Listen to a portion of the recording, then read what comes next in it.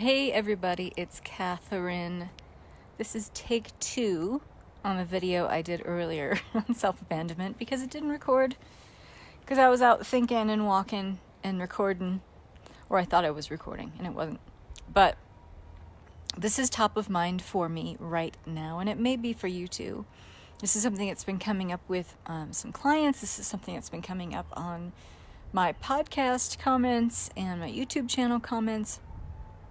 This idea of self-abandonment, because I've been talking about it and sharing what that is, and people have experienced this throughout the whole spectrum of self-abandonment. Meaning, when you think of the word self-abandonment, it's a big word, right? Self-abandonment is a huge word. It implies a lot. And the interesting thing about that word is that there are so many pieces and moving parts of self-abandonment. It's not just one thing that we have done in the past that contributes to our self-abandonment. It's actually systemic, and it's a narrative that kind of strings together different aspects of our life up into the present, things that we've done. And it adds up to an overall feeling of abandoning self. So here are some ways that we do that. Just to give you an idea. So anytime you give your opinion over to someone else that you perceive to have a higher opinion of something or more wisdom or insight on something, and kind of surrender your opinion to that, you're abandoning self.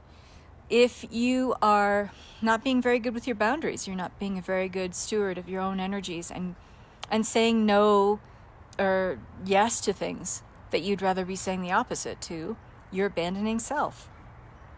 Anytime you give little pieces of your energy away in terms of your time or your energy that you feel could be better serving you so that you have a fuller vessel to serve from, you are abandoning self. There are a lot of different ways we do it, and like I said, it's systemic. It's a narrative that has, been the byproduct of things that experiences that we've strung together over a lifetime. So it's not like one big old thing that we do that contributes to the abandonment of self. It's several things. And unless we have the presence or awareness to know when we're doing it, to know when we're thinking things, feeling things, or acting in ways that we are abandoning self, it's just something we keep doing unconsciously. But overall, it's contributing to something that is quite toxic. As each one of us experiences different levels of self-abandonment.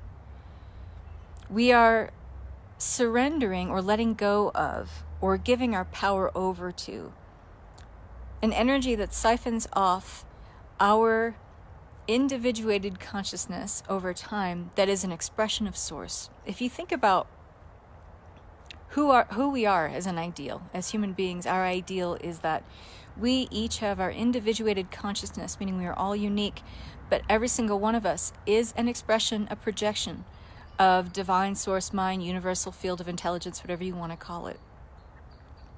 And anytime we are abandoning self, we might as well just be robots.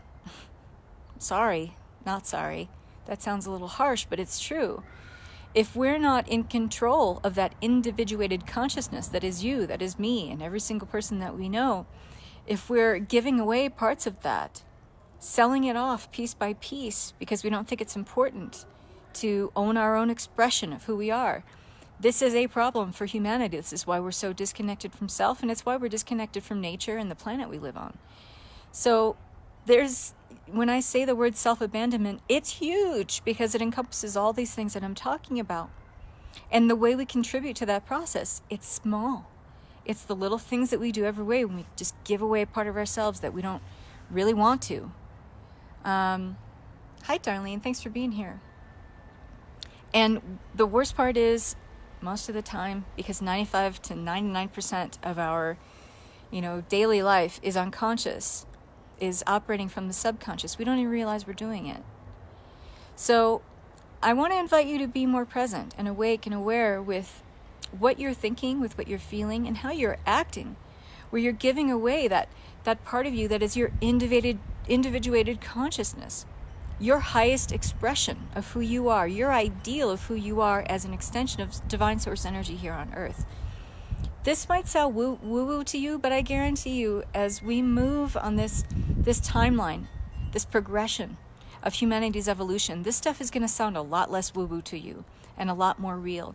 And there's going to be a lot more real world implications of being able to put this stuff that I'm talking about into practical play in our everyday lives. So get yourself ahead of the curve and start thinking about this stuff now, and become really aware, really present about where you're giving away parts of self that you're surrendering, that divine expression of source that moves through you, to just a robotic way of being, that hive mind mentality that is, the rest of unawakened consciousness that's here on the planet. So with that big nugget of wisdom, I will leave you with that, and I want to wish you all love and peace. Thanks for watching. Bye-bye.